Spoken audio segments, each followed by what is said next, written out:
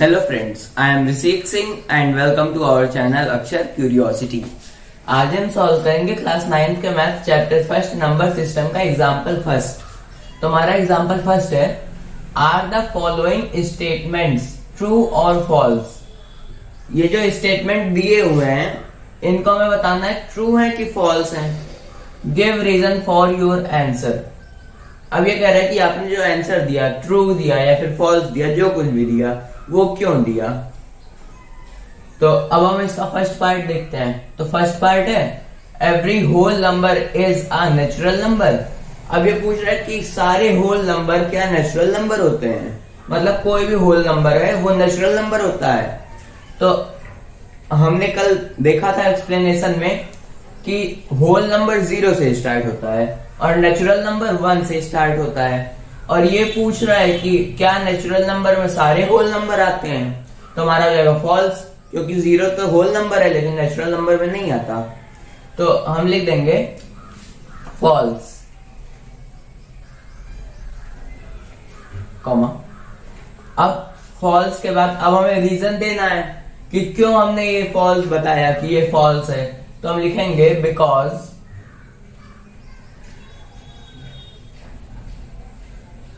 0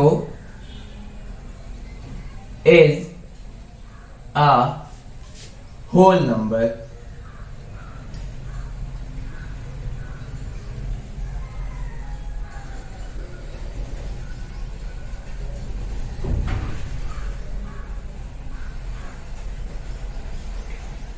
but not a natural number.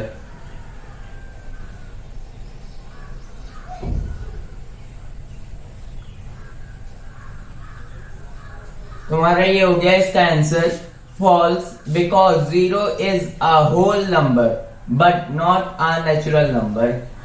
तो हमने जो रीजन दिया वो रीजन हमने ये दिया कि क्योंकि 0 एक होल नंबर है लेकिन नेचुरल नंबर नहीं है, इस वजह से ये हमारा फॉल्स है। तो हमारा ये रीजन हो गया false because 0 is a whole number but not a natural number. अब हम अपना फर्स्ट पार्ट एक बार फिर से देखते हैं। तो हमारा एग्जाम्पल फर्स्ट का फर्स्ट पार्ट है every whole number is a natural number. ये पूछ रहा है क्या प्रत्येक होल नंबर नेचुरल नंबर होता है। तो हमने कल एक्सप्लेनेशन में पढ़ा था कि होल नंबर 0 से स्टार्ट होता है, 0 से स्टार्ट होता है इन्फिनिटी तक जाता है, और नेचुरल नंबर 1 से स्टार्ट होता है और इन्फिनिटी तक जाता है। तो होल नंबर तो 0 से स्टार्ट हो रहा है और नेचुरल नंबर 1 से स्टार्ट हो रहा है, यानी कि सारे होल नंबर नेचुरल नंबर नहीं हो सकते, 0 तो हो ही नहीं सकता नेचुरल नंबर। तो हमारा हो जाएगा false because 0 is a whole number but not a natural number. ये हमारा रीजन हो गया और ये हमारा आंसर हो गया फॉल्स। हमारा फर्स्ट पार्ट हो गया। अब हम अपना सेकंड पार्ट देखते हैं। तो अब हम अपना सेकंड पार्ट देखते हैं एग्जांपल फर्स्ट का। तो हमारा सेकंड पार्ट है every integer is a rational number. अब ये पूछा है क्या प्रत्येक इंटीजर एक रेशनल नंबर हो सकता है। तो हमारा आंसर होगा ट्रू। अब आप सोच रहे होंगे कि इंटीजर में तो 0 भी आता है लेकिन रेशनल नंबर में 0 नहीं लिखा जाता। रेशनल नंबर में 0 डिनोमिनेटर में नहीं लिखा जाता, न्यूमरेटर में हम लिख सकते हैं। अगर हमें इंटीजर हमारा है 1, हमें 1 को रेशनल नंबर में लिखना है तो हम लिखेंगे 1/1। जैसे इंटीजर है 1 है, अब हमें इसे रेशनल नंबर में लिखना है यानी कि p/q के फॉर्म में लिखना है। तो जैसा कि हम जानते हैं किसी भी नंबर के डिनोमिनेटर में 1 होता ही होता है, अगर कुछ नहीं है तो 1 है डिनोमिनेटर में। तो अगर हमें इंटीजर है 1 है उसको रेशनल नंबर में लिखना है तो हमारा हो जाएगा 1/1। हमारा इंटीजर 2 है, हमें उसे रेशनल नंबर में लिखना है तो हमारा हो जाएगा 2/1। तो ये हमारा हो जाएगा इस तरीके से। तो अब हमारा इंटीजर अगर 0 है हमें उसे रेशनल नंबर में लिखना है तो ये हमारा 0 इंटीजर है। अब हमें रेशनल नंबर में लिखना है तो हम 0/1 कर देंगे तो ये हमारा रेशनल नंबर हो गया। इसी तरीके से माइनस का भी हो सकता है, -2 है रेशनल में लिखना है -2/1। कोई भी नंबर हो इंटीजर है वो रेशनल नंबर हो सकता है, चाहे आप इन्फिनिटी तक चले जाइए, कोई भी नंबर हो इंटीजर में वो रेशनल नंबर हो सकता है। तो हमारा आंसर हो जाएगा ट्रू। हम लिखेंगे ट्रू। अब हमें रीजन देना है कि क्यों हमने ट्रू क्यों लिखा, तो हम लिख देंगे because every integer is a rational number. Because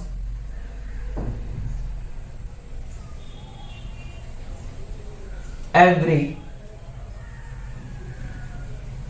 integer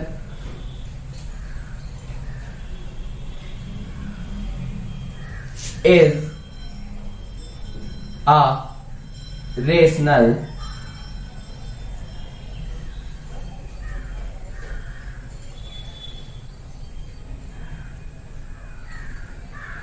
number।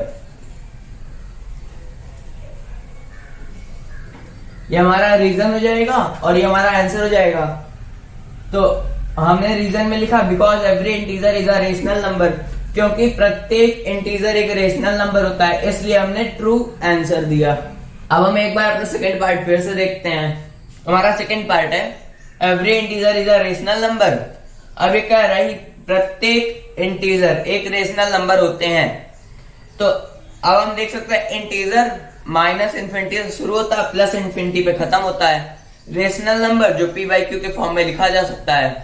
अब अगर माइनस इन्फिनिटी है उसे हमें रेशनल नंबर में लिखना है, तो हम लिख देंगे माइनस इन्फिनिटी अपॉन 1, ये हमारा हो जाएगा रेशनल नंबर। प्लस इन्फिनिटी है उसे हमें 1 में लिखना है, तो हम लिख देंगे प्लस इन्फिनिटी अपॉन 1, ये हमारा हो जाएगा। 0 है उसे हमें रेशनल नंबर में लिखना है, तो हम लिख देंगे 0 अपॉन 1, ये हमारा हो जाएगा रेशनल नंबर में। तो हम देख सकते हैं प्रत्येक इंटीजर रेशनल नंबर में बदल सकता है, तो यानी कि हमारा आंसर हो जाएगा ट्रू। ये स्टेटमेंट ट्रू है। अब हमें रीजन देना था कि क्यों ट्रू है, तो हमने रीजन लिखा because every integer is a rational number, क्योंकि प्रत्येक इंटीजर एक रेशनल नंबर होता है। ये हमारा रीजन हो गया। अब हम इसका थर्ड पार्ट देखते हैं। तो अब हम अपना थर्ड पार्ट देखते हैं। तो हमारा थर्ड पार्ट है every rational number is an integer. अब ये पूछ रहा है क्या प्रत्येक रेशनल नंबर यानी कि जो पी बाई क्यू के फॉर्म में लिखा जा सके, इज एन इंटीजर, एक इंटीजर होता है। तो अब हम देख सकते हैं रेशनल नंबर जो पी बाई क्यू के फॉर्म में लिखा जा सके, इंटीजर जो कि माइनस इन्फिनिटी से स्टार्ट होकर के प्लस इन्फिनिटी पे खत्म होता है,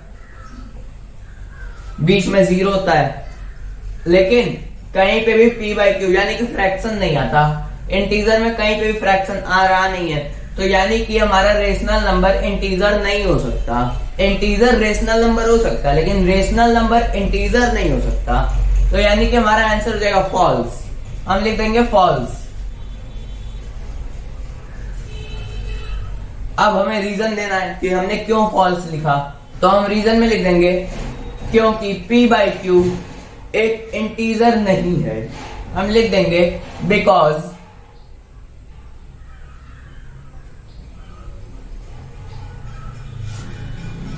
P by Q is not an integer। ये हमारा आंसर हो जाएगा फॉल्स। रीजन में हो जाएगा because P by Q is not an integer, यानी कि P by Q इंटीजर नहीं है, यानी कि फ्रैक्शन एक फ्रैक्शन इंटीजर में नहीं आता। तो अब हम अपना थर्ड पार्ट एक बार फिर से देखते हैं। तो हमारा थर्ड पार्ट है every rational number is an integer. क्या प्रत्येक रेशनल नंबर एक इंटीजर होता है? तो हमारा आंसर हुआ फॉल्स, क्योंकि रेशनल नंबर जो कि P बाई Q के फॉर्म में लिखा जा सके और इंटीजर जो कि माइनस इन्फिनिटी से शुरू होकर के प्लस इन्फिनिटी खत्म होता है, लेकिन इसमें कहीं पे भी P बाई Q यानी कि फ्रैक्शन का फॉर्म नहीं आता, कहीं पे भी फ्रैक्शन नहीं आता इसमें इंटीजर्स में। तो हमारा इसलिए हो गया आंसर फॉल्स। अब हमें रीजन देना था क्यों हमने फॉल्स लिखा, तो हम यही रीजन में भी लिख देंगे कि because P by Q is not an integer, क्योंकि P बाई Q एक इंटीजर नहीं है। तो हमारा ये थर्ड पार्ट भी हो गया। अब हम अपना एग्जाम्पल नंबर सेकंड देखते हैं। तो अब हम अपना एग्जाम्पल नंबर सेकंड देखते हैं। हमारा एग्जाम्पल सेकंड है find 5 rational numbers between 1 and 2। अब हमें 1 एंड 2 के बीच में, 1 और 2 के बीच में हमें 5 रेशनल नंबर निकालने हैं। तो अब आप सोच रहे होंगे 1 और 2 के बीच में कैसे रेशनल नंबर्स? तो 1 और 2 के बीच में बहुत सारे रेशनल नंबर्स होते हैं और बहुत सारे डेसिमल नंबर्स भी, infinity rational numbers, infinity decimal numbers 1 और 2 के बीच में। आप निकालते जाइए, जितना आप निकाल सकिए उतना आप निकालिए। बस आपको क्या करना है कि डिनोमिनेटर, रेशनल नंबर हमें निकालना है, तो हम सबसे पहले डिनोमिनेटर इन दोनों का लिख लेंगे। डिनोमिनेटर में, अब 1 के डिनोमिनेटर में कुछ नहीं तो 1 के डिनोमिनेटर में हम 1 लिखेंगे, 2 के में भी कुछ नहीं है तो हम 2 के भी डिनोमिनेटर में 1 लिखेंगे। अब हम क्या करेंगे कि डिनोमिनेटर्स तो इनका सेम है, तो अब हम क्या करेंगे कि हम सबसे पहले इधर भी न्यूमरेटर डिनोमिनेटर को और इधर भी न्यूमरेटर डिनोमिनेटर को किसी एक नंबर से मल्टीप्लाई कर देंगे। अब हमें कोई ऐसा नंबर चाहिए जिससे मल्टीप्लाई करने पे हमारा 5 रेशनल नंबर से ज्यादा रेशनल नंबर्स आ जाएं। तो उसके लिए हम क्या करेंगे, अब अगर हम 5 से मल्टीप्लाई कर देते हैं तो हम 5 इंटू 1 करेंगे तो हमारे ये 5 हो जाएगा, 5/5 हो जाएगा, और इधर 10/5 हो जाएगा। तो अब अगर हम 10/5 कर देंगे इधर और इधर 5/5, तो बीच में 5 रेशनल नंबर में नहीं मिलेंगे, हमें 4 ही मिलेंगे। तो अगर हम 6 से करेंगे तो 6 1 जा 6 हो जाएगा और इधर 6 2 जा 8 हो जाएगा। तो यहाँ पे 6/6 और इधर 8/6, तो बीच में हमें 5 रेशनल नंबर्स मिल सकते हैं। तो यानी कि अगर हमें 5 से बड़े नंबर से हमें यहाँ पे मल्टीप्लाई करना है, 6 से 7 से 8 से, जितने से हमारा मन करे। तो मैं अभी 6 से कर दे रहा हूं यहाँ पे। तो अब यहाँ पे मैं न्यूमरेटर और डिनोमिनेटर दोनों में 6 से मल्टीप्लाई कर रहा हूं, 6/6 से, और यहाँ पे भी। अब हम यहाँ पे 1 इंटू 6 करेंगे तो ये 6 हो जाएगा, और डिनोमिनेटर में 1 इंटू 6 करेंगे तो ये 6 हो जाएगा। यहाँ पे हम 2 इंटू 6 करेंगे तो ये 12 हो जाएगा, और डिनोमिनेटर में हम 1 इंटू 6 करेंगे तो ये 6 हो जाएगा। तो हमारा यहाँ पे हो गया 6/6, यहाँ पे हो गया हमारा 12/6। तो हम इन दोनों को आमने सामने लिख लेते हैं, 6/6 और इधर 12/6।